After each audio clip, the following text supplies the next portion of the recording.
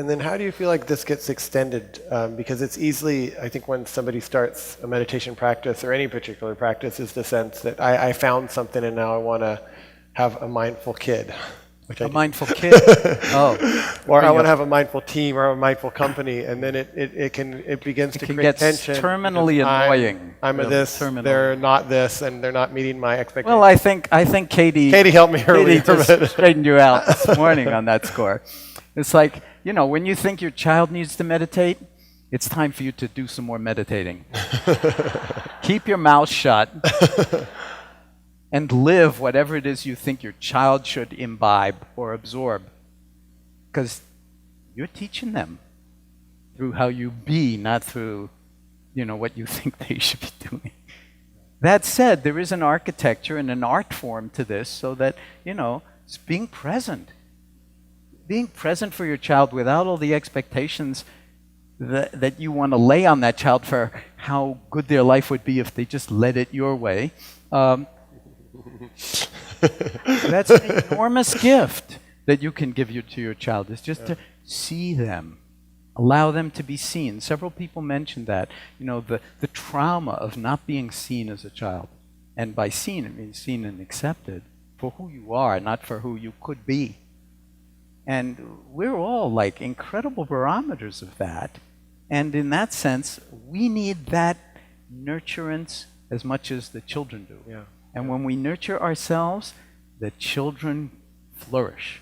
When we need to improve them, mayhem. And that's true of any relation. That's the relationality you talked about. Yes, and it's also very humbling because, you know, as Stephen Mitchell sitting here knows, I mean, when we studied with this Korean Zen master, Sung San, you know, he had this marvelous way of putting things in terms of not knowing. You know, his English was quite strained, and so in just beautiful ways. So he would just make it up, you know, and it always seemed to work, you know. So when he would imitate for his students, like, you know, you'd ask a question, like the fundamental meditative question, who am I? And he would act it out like this. You tell me if I get this wrong. What am I? He'd say. You have to picture bald head, robes, stick. What am I? And they'd get this quizzical look on his face. Don't know. And then he would say, you keep this don't know mind, you know? So, like, every scientist knows, like, what you know can be terminally oppressive and can get in the way of what needs to be known next, because you have created too many networks in the brain that are self-congratulatory and highly conditioned. And so it's hard to break through. And then Socrates, of course, is famous for having, you know, said, know thyself. And one of his more precocious students, of course, students are always, the great students always do this, contradict the teacher, go up to him and said, Socrates, you go around saying know thyself, but do you know yourself? And he said no, because it's always good to confuse the student. So I go around saying know thyself. He asked me, do I know myself? No. And then he said, but I know something about this not knowing. I checked with a Plato scholar recently and asked her whether, because I don't know how I heard that. I mean, I didn't overhear Socrates say it. And Socrates' name is up on the great court at MIT, along with Euclid and a bunch of other people. So, you know, and he confirmed it. This is a long-winded way of saying, I don't know. You don't know.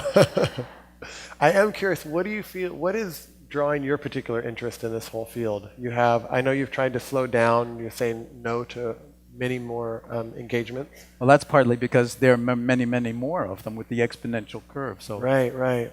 And how do you feel like this next chapter of your life wants to show itself, or is that really not a concern to you? You're just going to be kind of moment to moment and seeing what arises, or do you feel like you have there's some emerging energy in you? Well, I mean, my greatest meditation teacher and yoga teacher at the moment is a little 18-month-old granddaughter named Stella. So I bow to her and I sit at her feet and I play with her for hours every day. And of course, that means there are hours that I can't be responding to email. And you know, that's my path at the moment. It's not like I'm giving up the world. That is the world. Right. Right. So, for now.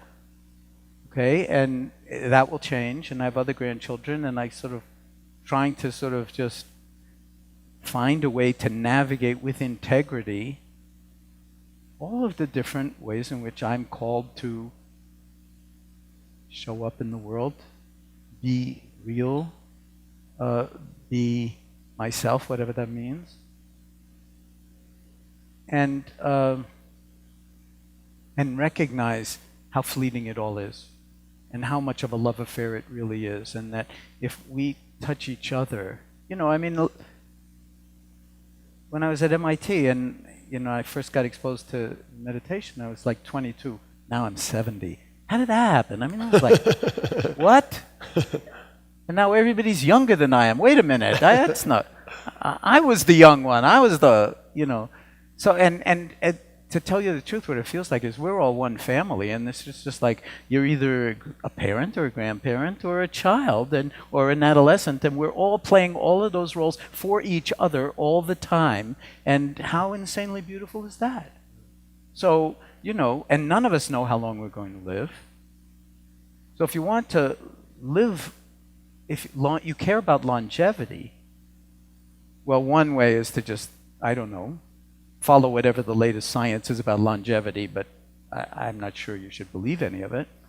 You'll wind up taking 3,000 vitamins a day and hoping you'll live long enough to download yourself to a disk so that you can achieve immortality when the singularity arrives.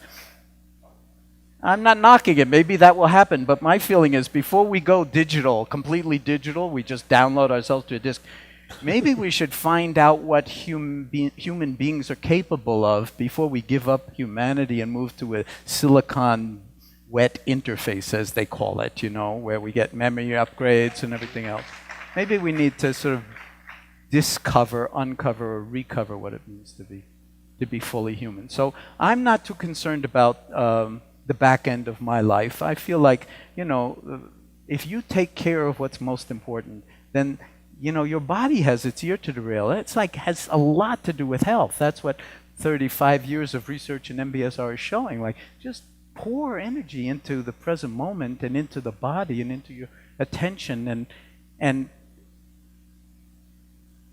you know, and that will transform your relationship to the unwanted, to stress, pain, illness, to say nothing of greed, hatred, and delusion, which I just love that those fell out of Otto's analysis, you know, of his, you know, MIT-based global project.